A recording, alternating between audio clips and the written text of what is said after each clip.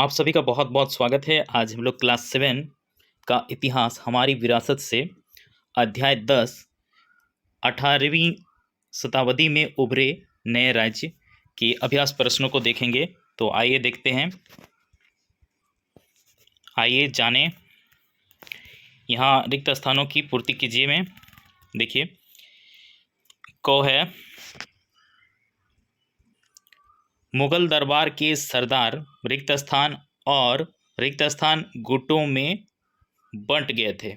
तो यहाँ आपका भराएगा, पहला में हिंदुस्तानी और दूसरा में मुगल। ठीक है, फिर से देखिए, मुगल दरबार के सरदार हिंदुस्तानी और मुगल गुटों में बंट गए थे। ठीक है, गुट यानी कि दो अलग अलग पार्टी बन गया था।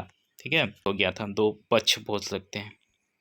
और ये हुआ था औरंगजेब की मृत्यु के बाद। ठीक है, उसके बाद कोई भी मुस्लिम राजा टिक नहीं पाया। अगला देखिए, ख हैदराबाद राज्य का संस्थापक रिक्त स्थान था। तो यहाँ आपका भराएगा चीन किलीच खां। फिर से देखिए, हैदराबाद राज्य का संस्थापक चीन किलीच खां था। अगला देखिए, ग स्वतंत्र बंगाल राज्य की स्थापना रिक्त स्थान ने की। तो यहाँ आपका होगा मुर्शिद कुली खां। ठीक है, फिर से देखिए, स्वतंत्र बंगाल राज्य की स्थापना मुर्शिद कुली खां ने की। ठीक है, इसका विस्तार से चर्चा आगे होगा।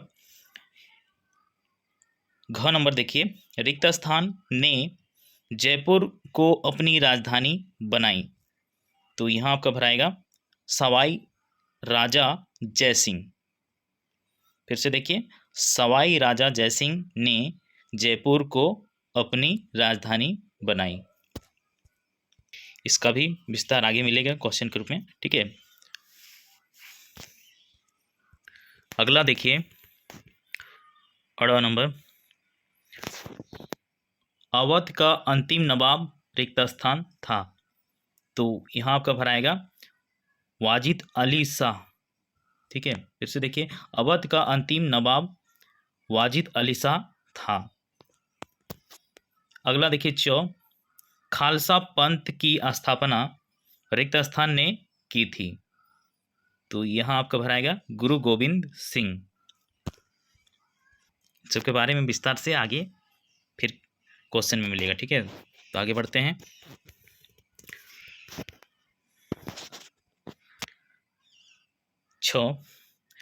शिवाजी ने रिक्त स्थान की उपाधि धारण की। तो यहाँ आपका भराएगा छत्रपति। ठीक है, शिवाजी ने छत्रपति की उपाधि धारण की, यानी कि इनको छत्रपति शिवाजी के नाम से बुलाया जाता था इनको। ठीक है, अगला देखिए, 2 नंबर है सही मिलान कीजिए। ठीक है, यहाँ एक तरफ आपका राज्य है, दूसरी तरफ संस्थापक। ठीक है, तो इसका मिलान आप नीचे देख लीजिए। यहाँ उत्तर में राज्य और इधर संस्थापक। अवध का संस्थापक हो गया शाह आदत खां, और मराठा राज्य का संस्थापक शिवाजी। ठीक है, छत्रपति शिवाजी। और बंगाल राज्य का संस्थापक हुए मुर्शिद कुली खां, और जाट के संस्थापक हुए चूड़ामन एवं बदन सिंह। ये जो थे राजपूतों और सिखों की तरह ही दिल्ली, मथुरा और आगरा के कुछ क्षेत्रों को जीतकर स्वतंत्र जाट राज्य की स्थापना किए। ठीक है, ये चूड़ामन एवं बदन सिंह ने। अगला देखिए, 3 नंबर, सही कथन के आगे सही एवं गलत कथन के आगे गलत का चिन्ह लगाइए। तो देखिए, क गुरु हरगोविंद ने खालसा पंथ की स्थापना की थी। तो ये आपका गलत हो गया। ठीक है, देखिए सही उत्तर क्या है, सिख धर्म को अपना धर्म मानने वाले खालसा पंथ की स्थापना गुरु गोविंद सिंह ने की थी। ठीक है, ये सिख धर्म के 10वें धर्मगुरु भी गुरु गोविंद सिंह ने खालसा पंथ की स्थापना की थी। और गुरु हरगोविंद जो थे ये 6ठे नंबर के थे। ठीक है, इनका आगे फिर और जिक्र होगा। ठीक है, अगला क्वेश्चन में अब देखिए अगला, ख, मेवाड़ एक राजपूत राज्य था। ठीक है, तो ये सही है, मेवाड़ जो था ये राजपूतों का राज्य था। और ये जो मेवाड़ है ये राजस्थान के दक्षिण मध्य में स्थित एक रियासत थी। इसे उदयपुर राज्य और चित्तौड़गढ़ राज्य के नाम से भी जाना जाता है।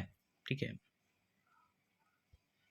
घ नंबर देखिए, सॉरी ग है, सूरजमल के नेतृत्व में जाट बेहद शक्तिशाली हो गए थे। तो ये सही है। ये मराठों के साथ अच्छा खासा संघर्ष किए थे और 1763 में सूरजमल की मृत्यु के बाद जाट का पतन शुरू हो गया था। अगला देखिए घ, सवाई जयसिंह दिल्ली के शासक थे। तो ये आपका गलत होगा।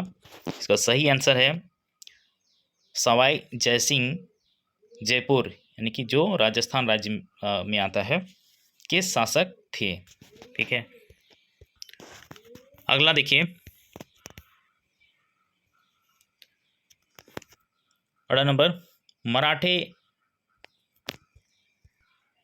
चौथ और सरदेशमुखी कर वसूल करते थे। तो ये भी सही है। और इसकी शुरुआत हुई थी दक्कन प्रायद्वीप पर अधिकार कर लेने के बाद। अगला देखिए 4 नंबर, निम्नलिखित प्रश्नों के उत्तर संक्षेप में दीजिए। प्रश्न है देखिए, नादिर शाह के विजय के बाद किस प्रांतीय शासक ने आत्महत्या कर ली?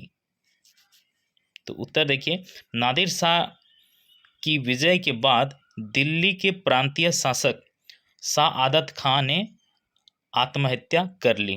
देखिए एक चीज़ और बताना चाहेंगे, ये सब क्वेश्चन कुछ है जो आपको कहीं और गलत भी मिल सकता है, लेकिन ये पूरी तरह से इस बुक से ही बनाया गया है, यानी कि एक भी क्वेश्चन आपका गलत नहीं होगा, आंसर गलत नहीं होगा। ठीक है, अब पेज हिचक इसको याद कीजिए और लिख लीजिए। अगला ख नंबर, किसके शासनकाल में जाटों का शासन अपने चरमोत्कर्ष पर पहुंच गया?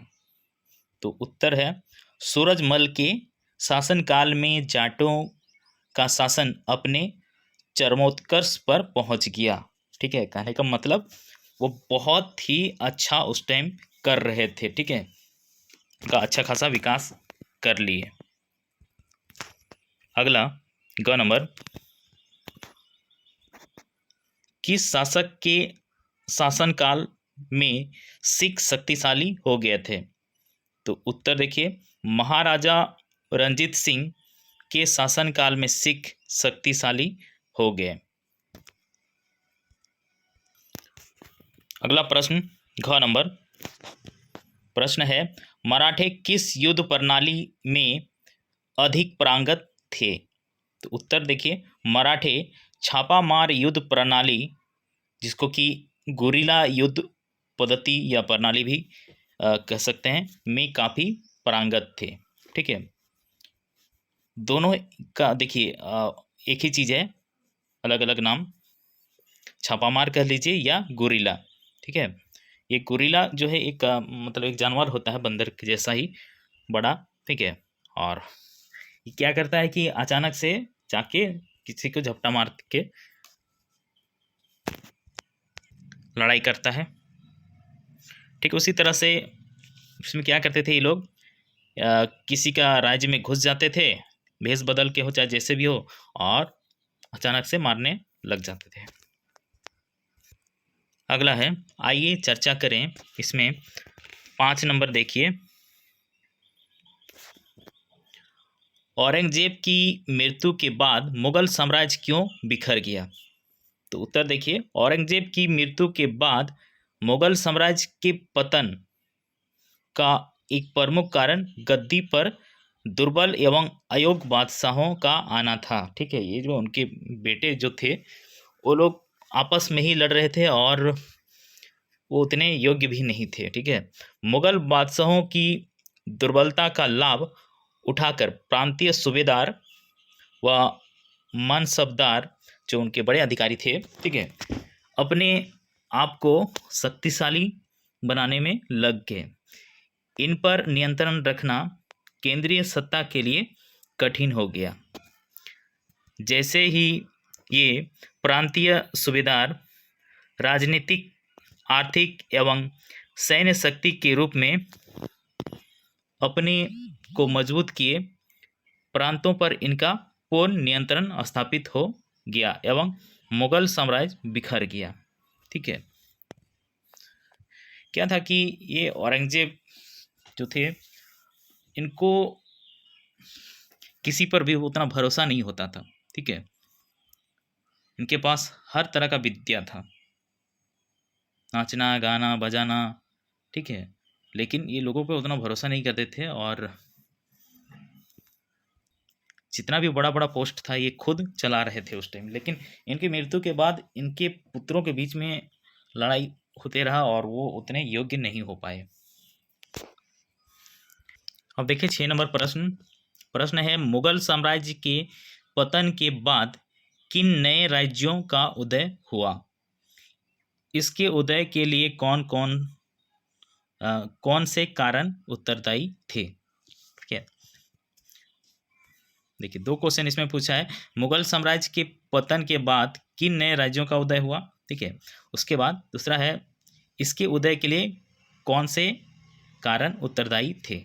तो देखिए उत्तर, मुगल साम्राज्य के पतन के बाद अवध यानी कि बिहार जो है आज का, ठीक है, और बंगाल और हैदराबाद आदि नए राज्यों का उदय हुआ।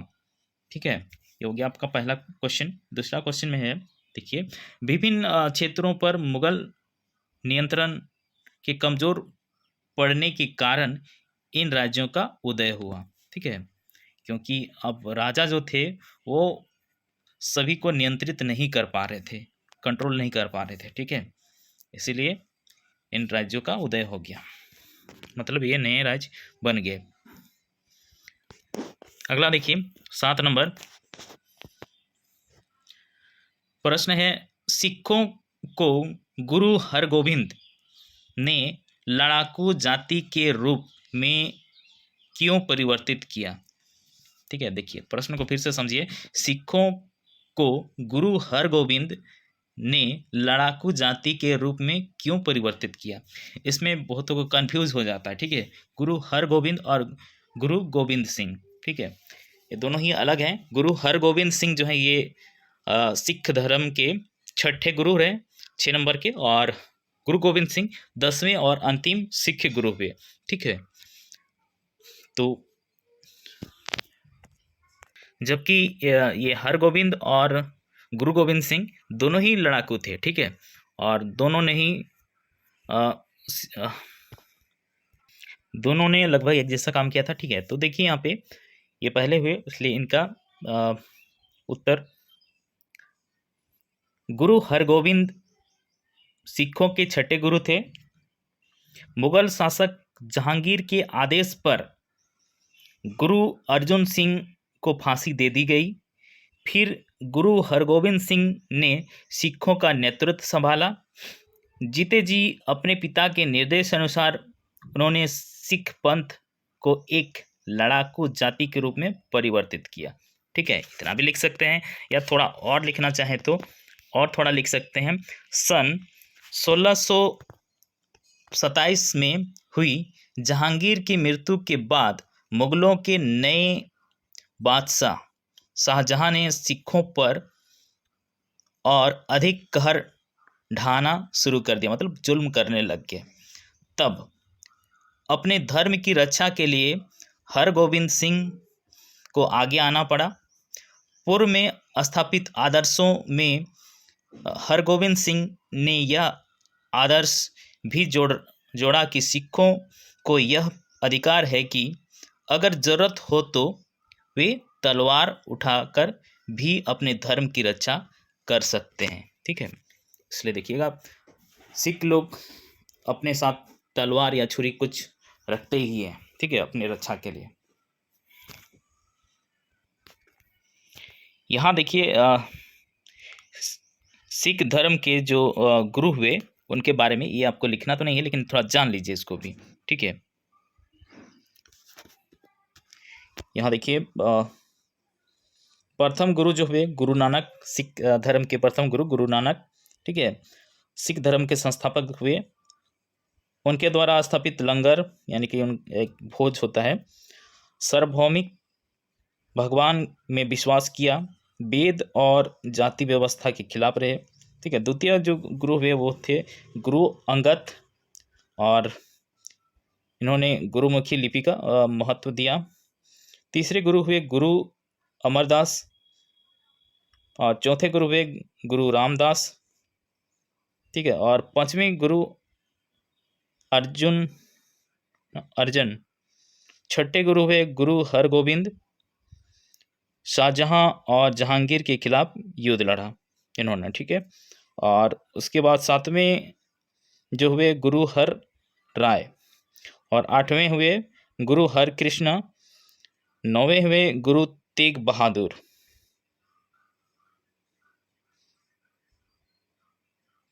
और 10वें हुए गुरु गोविंद सिंह।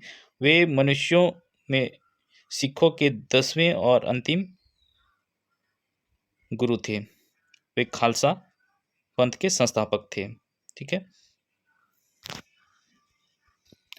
अब देखिए 8 नंबर प्रश्न, मराठों के उत्कर्ष के लिए भौगोलिक कारण किस प्रकार सहायक सिद्ध हुए?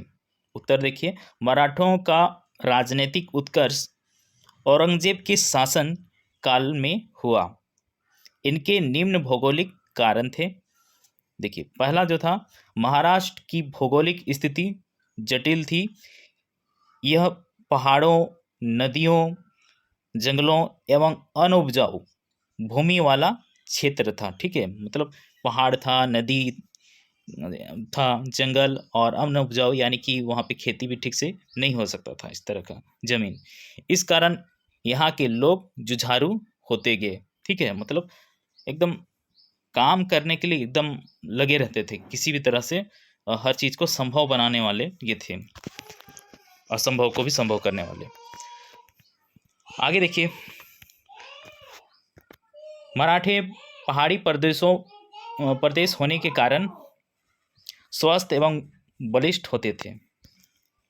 तो देखिए, ये जो मराठे का आने का मतलब, जो महाराष्ट्र जो है उन वहाँ के लोगों को मराठा कहा जाता था। ठीक है, और ये बहुत लंबे चौड़े ताकतवर होते थे, और इसका कारण था कि पहाड़ी इलाके से थे। ठीक है, और पहाड़ी इलाका में लोगों को मेहनत, कहने का मतलब है कि ऊपर नीचे चलना, उछल कूद जैसा शरीर में होते रहता था। ठीक है, जिसके चलते ये इनका एक्सरसाइज अच्छा से हो जाता था, खाते पीते भी थे, और ये बहुत ही ताकतवर भी होते थे। ठीक है, अगला आगे देखिए, मराठे छापामार युद्ध शैली में काफ़ी निपुण थे। ठीक है, इसके बारे में चर्चा अभी हम लोग किए कि ये लोग घर में घुस के मारते थे। 9 नंबर प्रश्न है, बंगाल में राजधानी परिवर्तन क्यों किया गया? तो उत्तर देखिए, बंगाल में राजधानी परिवर्तन प्रशासनिक सुविधा के लिए किया गया। ठीक है, देखिए, प्रशासनिक सुविधा कहने का मतलब वहाँ पर अच्छा से लोग राज्य चला सकता था उस जगह से, इसलिए राजधानी को परिवर्तित किया गया। ठीक है, ढाका से मुर्शिदाबाद। ढाका पहले बंगाल में था, लेकिन ये अब बांग्लादेश का राजधानी बन गया है। ठीक है, ढाका, वहाँ से मुर्शिदाबाद ट्रांसफ़र किया गया था। अब देखिए कुछ ऑब्जेक्टिव क्वेश्चन, ठीक है, जो कि आपको एग्जाम के लिए बहुत ही इंपॉर्टेंट होंगे। तो चलिए देखते हैं ऑब्जेक्टिव। पहला प्रश्न देखिए, दिल्ली, मथुरा तथा आगरा के कुछ क्षेत्रों को जीतकर किस स्वतंत्र राज्य की स्थापना जाटों ने की थी? तो इसका आंसर होगा जाट राज्य। ठीक है, दिल्ली, मथुरा तथा आगरा के कुछ क्षेत्रों को जीतकर जाट राज्य की स्थापना जाटों ने की थी। दूसरा प्रश्न, किसी एक क्षेत्र को बर्बाद ना करने के बदले दी जाने वाली रकम को क्या कहा जाता है? ठीक है, तो इसको चौथ कहा जाता था। ठीक है, किसी एक क्षेत्र को बर्बाद ना करने के बदले दी जाने वाली रकम को चौथ कहा जाता था। तीसरा प्रश्न, गुरु गोविंद सिंह ने 1699 ईस्वी में किस पंथ की स्थापना की थी? तो इसका आंसर होगा खालसा पंथ। गुरु गोविंद सिंह ने 1699 ईस्वी में खालसा पंथ की स्थापना की थी। चौथा प्रश्न, पानीपत के किस युद्ध में मराठों की पराजय ने उनकी महत्वाकांक्षा को झकझोर कर रख दिया? तो इसका आंसर होगा पानीपत के तीसरे युद्ध में। ठीक है, पानीपत के तीसरे युद्ध में मराठों की पराजय ने उनकी महत्वाकांक्षा को झकझोर कर रख दिया। महत्वाकांक्षा को झकझोर करके रख दिया कहने का मतलब कि वो जैसा चाहते थे अब ऐसा नहीं हुआ। ठीक है, उनके सोच के विपरीत हो गया ये। पांचवा प्रश्न, वह कौन सा फरमान होता था जिसके द्वारा व्यापारियों को छूट प्राप्त होती थी? तो इसका आंसर है दस्तक। दस्तक वह फरमान होता था जिसके द्वारा व्यापारियों को छूट प्राप्त होती थी। ठीक है। 6 नंबर प्रश्न, स्वतंत्र बंगाल राज्य का संस्थापक कौन था? तो इसका आंसर है मुर्शिद कुली खां। मुर्शिद कुली खां स्वतंत्र बंगाल राज्य का संस्थापक था। 7वां प्रश्न, किसने कुशासन का आरोप लगाकर अवध को ब्रिटिश शासन के अधीन कर लिया था? तो इसका आंसर होगा लॉर्ड डलहौजी। लॉर्ड डलहौजी ने कुशासन का आरोप लगाकर अवध को ब्रिटिश शासन के अधीन कर लिया था। ठीक है, लॉर्ड डलहौजी का हड़प नीति चलता था। ठीक है, ये एक तरह का षड्यंत्र था कि अगर यदि राजा का बेटा नहीं है तो वो राज्य अंग्रेज अपने राज्य में मिला लेंगे। 8वां प्रश्न, दक्कन में स्वतंत्र हैदराबाद राज्य का संस्थापक कौन था? तो इसका आंसर होगा चिनकिलीज खां। चिनकिलीज खां दक्कन में स्वतंत्र हैदराबाद राज्य का संस्थापक था। 9 नंबर, नादिर शाह ने भारत पर कब आक्रमण किया था? तो इसका उत्तर होगा 1739 ईस्वी। ठीक है, 1739 ईस्वी को नादिर शाह ने भारत पर आक्रमण किया था। 10 नंबर, मुगलों में किस नियम का अभाव था जिसके कारण गृह युद्ध की स्थिति उत्पन्न हो जाती थी? ठीक है, मुगल जो थे मुस्लिम, उनमें किस नियम का अभाव था जिसके कारण घर में ही लड़ाई उत्पन्न हो जाती थी? ठीक है, तो यहाँ पे इसका उत्तर है उत्तराधिकार का नियम। उत्तराधिकार का नियम कहने का मतलब राजा का बेटा जो राजा बनेगा तो उसका क्या नियम होना चाहिए। ठीक है, इस तरह का कोई नियम नहीं था, यानी कि जो भी ताकतवर होता था वो खुद राजा बन जाता था।